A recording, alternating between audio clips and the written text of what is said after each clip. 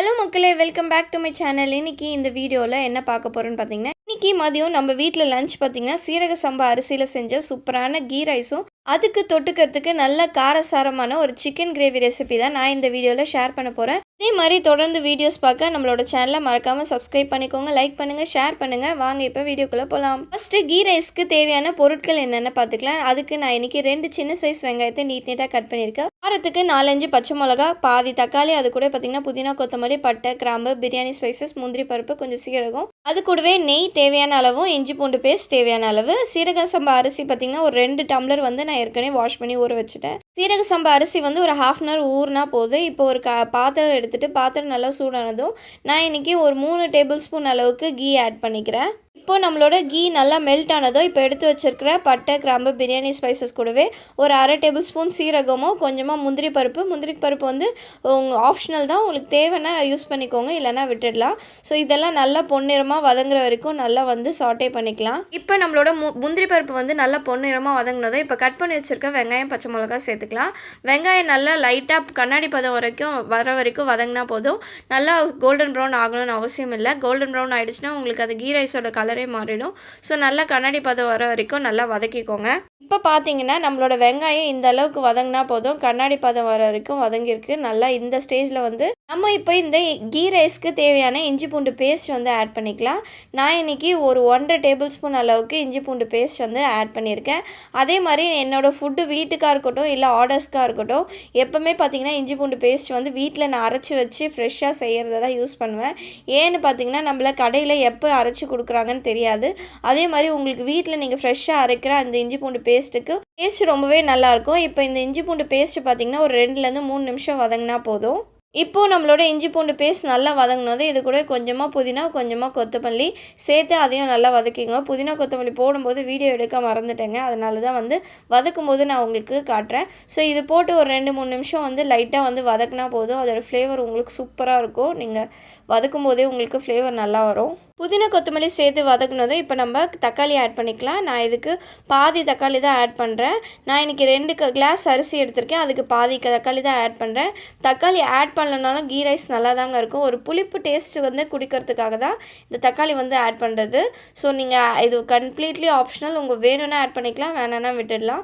So தக்காளி சேர்த்து வந்து நல்லா வதக்கிக்கோங்க. இப்போது தக்காளி நல்லா வதங்கிடுச்சு. நான் இன்றைக்கி சீரக சம்பா அரிசி பார்த்திங்கன்னா இந்த கிளாஸில் வந்து 2 கிளாஸ் அரிசி வந்து எடுத்திருக்கேன். ஸோ இதுக்கு 2 கிளாஸ்க்கு 4 கிளாஸ் தண்ணி வந்து நான் ஆட் பண்ணிக்கிறேன். எப்போவுமே வந்து நான் பிரியாணிக்காக இருக்கட்டும் இல்லை கீ ரைஸ்க்காக இருக்கட்டும் சுடு தண்ணி தான் வந்து யூஸ் பண்ணுவேன். சுடு தண்ணி யூஸ் பண்ணிங்கன்னா உங்களுக்கு ரொம்பவே நல்லது. ஸோ சுடு தண்ணி எப்போவுமே வந்து யூஸ் பண்ணுங்கள். ஸோ இப்போ நம்ம 4 கிளாஸ் அளவுக்கு தண்ணி வந்து ஆட் பண்ணிக்கலாம். தண்ணி ஆட் பண்ணிவிட்டு இப்போ அது கூடவே தேவையான அளவு உப்பு வந்து செக் பண்ணிக்கலாம். பிரியாணிக்காக இருக்கட்டும் இல்லை கீ ரைஸ்க்காக இருக்கட்டும் எப்போவுமே பார்த்திங்கன்னா நீங்கள் ஒரு கல் உப்பு வந்து ஜாஸ்தியாக இருக்கணும். அப்போ தான் வந்து அரிசி போட்ட பிறகு நம்மளுக்கு உப்பு வந்து கரெக்டாக இருக்கணும். அதனால தான் வந்து உப்பு ஒரு கல் வந்து ஜாஸ்தியாக இருக்கணும்னு சொல்கிறாங்க. இப்போது உப்பு சேர்த்து நல்லா கலந்து விட்டுக்கலாம். கலந்து விட்டுட்டு இப்போ ஒரு தட்டு போட்டு மூடி இப்போ தண்ணி நல்லா கொதிக்கிற வரைக்கும் வெயிட் பண்ணிக்கலாம். இப்போது தட்டு போட்டு மூடி ஒரு 10 நிமிஷம் இருக்கும். இப்போ ஓப்பன் பண்ணி பார்ப்போம். பார்த்திங்கன்னா தண்ணி வந்து நல்லா கொதிக்க ஆரம்பிச்சிருச்சு. இப்போ அடுப்பை நல்லா ஸ்லோ பண்ணிவிட்டு மீடியம் ஃப்ளேமில் வச்சுட்டு இப்போ நம்ம ஊற வச்சுருக்க சீரக சம்பா அரிசியை இப்போ இது கூட எடுத்து போடலாம். எப்போவுமே பார்த்திங்கன்னா நீங்கள் ஹை ஃப்ளேமில் வச்சுருக்கீங்கன்னா அரிசி போடும்போது அடுப்பை வந்து மீடியம் ஃப்ளேம்லேயோ இல்லை லோ ஃப்ளேமில் வச்சு தான் போடணும். ஏன்னு பார்த்திங்கன்னா அரிசி வந்து அந்த டைம் நல்லா வந்து தண்ணி கொதிச்சுட்டு இருக்கும். ஸோ அந்த சூடில் வந்து அரிசி வந்து ஒன்றும் பாதியமாக தான் வெந்திருக்கும்.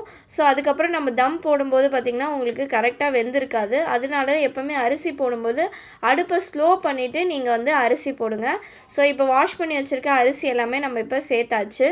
இப்போ அரிசியில் சேர்த்துட்டு நல்லா லைட்டாக கலந்து விட்டுட்டு இப்போ நம்ம என்ன பண்ண போகிறோன்னு பார்த்திங்கன்னா தட்டு போட்டு மூடி ஒரு 10 நிமிஷம் தட்டு போட்டு க்ளோஸ் பண்ணிக்கலாம். அடுப்பை கொஞ்சம் ஹை ஃப்ளேமில் வச்சுக்கோங்க. தண்ணி எல்லாம் சுண்டி வந்துடும். அந்த ஸ்டேஜில் நம்ம அதுக்கப்புறம் தம்மில் வச்சுக்கலாம். நம்ம தட்டு போட்டு க்ளோஸ் பண்ணி ஒரு 10 நிமிஷம் இருக்கோங்க. ஓப்பன் பண்ணி பார்ப்போம். ஸோ உங்களுக்கே தெரியும், உங்களுக்கு தண்ணி எல்லாமே சுண்டி வந்து அரிசிலாம் மேலே வந்திருக்கும். ஸோ இந்த ஸ்டேஜில் கரெக்டாக நம்மளுக்கு தம் வைக்கிறதுக்கு கரெக்டாக இருக்குது. ஸோ இந்த மாதிரி லெவல் பண்ணி விட்டுக்கோங்க. லெவல் பண்ணி விட்டுட்டு இப்போ ஒரு தட்டு போட்டு க்ளோஸ் பண்ணி பண்ணி இப்போ அடுப்பை நல்லா ஸ்லோவாக வச்சுட்டு ஒரு 15 to 20 மினிட்ஸ் வந்து நம்ம இப்போ தம்மில் வைக்க போகிறோம். இப்போ நம்மளோட கீ ரைஸ் வந்து தம்மில் இருக்குது. இந்த கீ ரைஸ் வந்து ஒரு சைடு ரெடி ஆகட்டும். இன்னொரு சைடு நம்மளோட தொட்டுக்கிறதுக்கு பார்த்திங்கன்னா சூப்பரான சிக்கன் கிரேவி வீட்டில் இருக்கிற மசாலாலே எப்படி செய்யலான்ட்டு நான் உங்களுக்கு காட்டுறேன். வாங்க இப்போ நம்ம சிக்கன் கிரேவி வந்து எப்படி செய்யலான்னு பார்க்கலாம். சிக்கன் கிரேவி செய்யறதுக்கு ஒரு கடாய் நல்லா சூடானதும் அதுக்கு தேவையான அளவு பார்த்திங்கன்னா எண்ணெய் சேர்த்துக்கோங்க. இப்போது எண்ணெய் நல்லா சூடானதும் அது கூடவே ஒரு 1/2 டேபிள் ஸ்பூன் வந்து சோம்பு, பட்டை, கிராம்பு, ஏலக்காய் இதெல்லாம் சேர்த்து நல்லா பொரியிற அளவுக்கு வந்து லைட்டாக ஒரு 2 நிமிஷம் வதக்கிக்கோங்க. இப்போது சோம்பு எல்லாம் பொரிஞ்சதும் நான் இன்றைக்கி ஒரு 2 பெரிய சைஸ் வெங்காயம் வந்து நல்லா குட்டி குட்டியாக கட் பண்ணி எடுத்திருக்கேன். அது கூடவே கொஞ்சமாக கருவேப்பிலை, இந்த வெங்காயம் வதங்கிறதுக்கு கொஞ்சமாக உப்பு, 1/4 டேபிள் ஸ்பூன் மஞ்சத்தூள் இது எல்லாமே சேர்த்து நல்லா வந்து பொன்னிறமாக வந்து இப்போது வெங்காயத்தை நல்லா வதக்கிப்போம். வெங்காயம் நல்லா வதங்கினா தான் சிக்கன் கிரேவி எப்போவுமே வந்து டேஸ்ட் நல்லாயிருக்கும். ஸோ எப்போவுமே நான் சிக்கன் கிரேவி செய்யும்போது வெங்காயம் அதிகமாகவும் தக்காளி கம்மியாக தான் போடுவேன். ஸோ எனக்கு அதுதான் வந்து நான் அப்படி தான் செய்வேன். ஸோ உங்களுக்கு எப்படியோ நீங்கள் அதுக்கேற்ற மாதிரி வெங்காயம் தக்காளி எடுத்துக்கோங்க. இப்போ நம்ம வெங்காயம் பார்த்திங்கன்னா நல்லா பொன்னிறமாக வதங்கிடுச்சு. இப்போ இது கூடவே நான் இன்றைக்கி ஒரு 2 டேபிள் ஸ்பூன் அளவுக்கு இஞ்சி பூண்டு பேஸ்ட் சேர்த்துருக்கேன். ஸோ இதையுமே சேர்த்து ஒரு 2-3 நிமிஷம் அந்த பச்சை வாசனை போகிற அளவுக்கு நல்லா வந்து வதக்கிக்கோங்க. இப்போது இஞ்சி பூண்டு பேஸ்ட் வந்து பச்சை வாசனை போனதும் கட் பண்ணி வச்சுருக்க தக்காளியை சேர்த்துக்கலாம். நான் இன்றைக்கி ஒரு பெரிய சைஸ் தக்காளி ஆட் பண்ணியிருக்கேன். நான் இன்றைக்கி 1/2 கிலோ சிக்கன் தான் எடுத்திருக்கேன். அதுக்கு ஒரு பெரிய சைஸ் தக்காளி ஆட் பண்ணி நல்லா வந்து தக்காளி வந்து வதக்கிக்கலாம் 2-3 நிமிஷம். தக்காளி சேர்த்து இந்த அளவுக்கு வதங்கினா போதும். இப்போது நம்ம வாஷ் பண்ணி வச்சுருக்க சிக்கனை இப்போ இது கூட சேர்த்துக்கலாம். நான் இன்றைக்கி பார்த்திங்கன்னா ஒரு 1/2 kg சிக்கன் எடுத்திருக்கேன். இது சிக்கன் வந்து தை பீஸ் தான் இது, அதாவது தொடை பீஸும் லெக் பீஸ் தான் இது. ஸோ இன்றைக்கி 1/2 kg சிக்கன் வந்து நான் வந்து எடுத்திருக்கேன். ஸோ இது கூடவே தேவையான அளவு உப்பு, இந்த சிக்கனுக்கு தேவையான அளவு உப்பு சேர்த்து நல்லா கலந்து விட்டுக்கலாம். அதுக்கப்புறம் நம்மளுக்கு மசாலாலாம் சேர்த்த பிறகு உப்பு தேவைப்பட்டுச்சுன்னா நம்ம அதுக்கப்புறம் ஆட் பண்ணிக்கலாம்.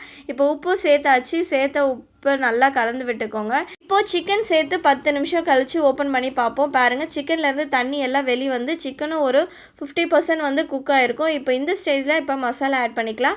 மசாலாவுக்கு நான் இன்றைக்கி வீட்டு மசாலா வச்சு தான் நான் வந்து இந்த சிக்கன் கிரேவி பண்ணியிருக்கேன். இது கூடவே மசாலாவுக்கு நான் இன்றைக்கி 1 டேபிள் ஸ்பூன் வந்து வெறும் மிளகாத்தூள், இது வீட்லேயே அரைச்சது தான். அது கூடவே ஒரு 1 டேபிள் ஸ்பூன் பார்த்திங்கன்னா காஷ்மீரி மிளகாவும் தனியாத்தூளும் கலந்து எனக்கு ஈக்குவல் ரேஷியோவில் கலந்து வந்து அக்கா வந்து அரைச்சி எனக்கு கொடுத்து அமைச்சிருந்தாங்க. அது ஒரு 1/2 டேபிள் ஸ்பூனும், அது கூடவே ஒரு 1/2 டேபிள் ஸ்பூன் வந்து கரம் மசாலா. இந்த 3 மசாலா மட்டும்தாங்க ஆட் பண்ணுறேன். கடைசியாக வந்து பெப்பர் ஆட் பண்ணுவேன், அவ்வளவுதான். ஸோ இப்போ மசாலாவெல்லாம் சேர்த்துட்டு இப்போ நல்லா கலந்து விட்டுக்கலாம். மசாலா சேர்த்து கலந்து விட்டுட்டு நான் இன்றைக்கி இந்த சிக்கனை கிரேவி மாதிரி தான் பண்ண போகிறோம். இது கூடவே நான் இன்றைக்கி 1 கிளாஸ் வந்து தண்ணி ஆட் பண்ணி அதையும் கலந்து விட்டுட்டு இப்போ நம்ம என்ன பண்ண போகிறோம்னு பார்த்திங்கன்னா தட்டு போட்டு நல்லா மிக்ஸ் பண்ணி விட்டுட்டு தட்டு போட்டு ஒரு 10 நிமிஷம் மூடி வைக்க போகிறோம்.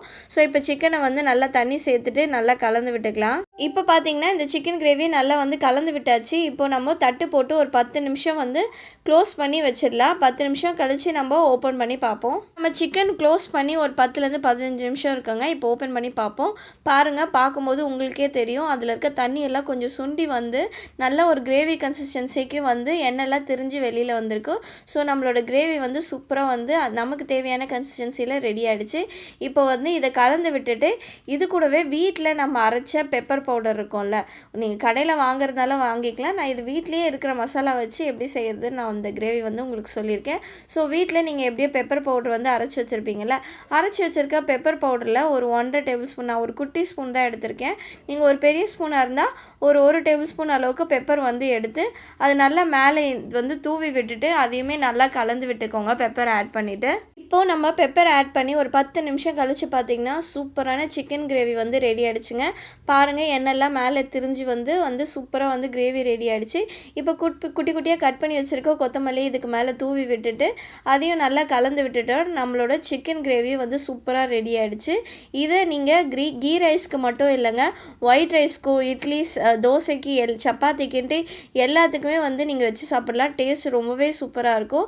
கண்டிப்பாக ட்ரை பண்ணி பாருங்கள். ஸோ இப்போ நம்ம இதை அடுப்பை ஆஃப் பண்ணி விட்டுட்டு நல்லா கலந்து விட்டுட்டு இதை ஒரு சைடு எடுத்து வச்சுப்போம். இன்னொரு சைடு நம்ம தம்மில் வச்சுருந்த கீ ரைஸை ஓப்பன் பண்ணி பார்ப்போம். அதை ஏற்கனவே நான் தம் ஓப்பன் பண்ணி கலந்து விட்டு மறுபடியும் பார்த்திங்கன்னா அடுப்புலேயே வந்து ஒரு 1/2 அன் ஹவர் கிட்ட அப்படியே நான் வந்து வச்சுட்டேன். ஸோ பாருங்கள், உங்களுக்கே தெரியும் உதிரியாக சீரக சம்பா அரிசி எவ்வளோ சூப்பராக வந்து வந்திருக்கு. மேலேருந்து பார்க்குறதுக்கும் உங்களுக்கே தெரியும் எவ்வளோ சூப்பராக வந்து வந்திருக்குன்னுட்டு. ஸோ இப்போ நம்ம இந்த கீ ரைஸையும் சிக்கன் கிரேவியும் வந்து பிளேட்டில் எடுத்து வச்சுக்கலாம். வாங்க, இப்போது நம்ம ரெடி பண்ணி வச்சுருக்க கீ ரைஸையும் சிக்கன் கிரேவியும் பிளேட்டில் எடுத்து வச்சு அது கூடவே பாயில்ட் எக் வந்து பார்த்திங்கன்னா நான் ரெடி பண்ணி அதையுமே கட் பண்ணி நான் கிரேவியில் போட்டு வச்சுருந்தேன். பாருங்கள் நம்மளோட சீரக சம்பா அரிசியில் செஞ்ச கீ ரைஸு அரிசி உதிரி உதிரியாக எவ்வளோ சூப்பராக வந்து ரெடியாக இருக்குன்னுட்டு இப்போ ரெடி பண்ணி வச்சுருக்க அந்த கிரேவியோட மிக்ஸ் பண்ணி சாப்பிடவே டேஸ்ட் ரொம்பவே நல்லா இருந்துச்சுங்க. நீங்களும் கண்டிப்பாக ட்ரை பண்ணி பாருங்கள். ட்ரை பண்ணி பார்த்துட்டு எப்படி இருக்குன்னு மறக்காமல் கமெண்ட் செக்ஷனில் சொல்லுங்கள். இதே மாதிரி அடுத்த ஒரு vlogல உங்கள் எல்லோரும் மீட் பண்ணுறேன். பாய்.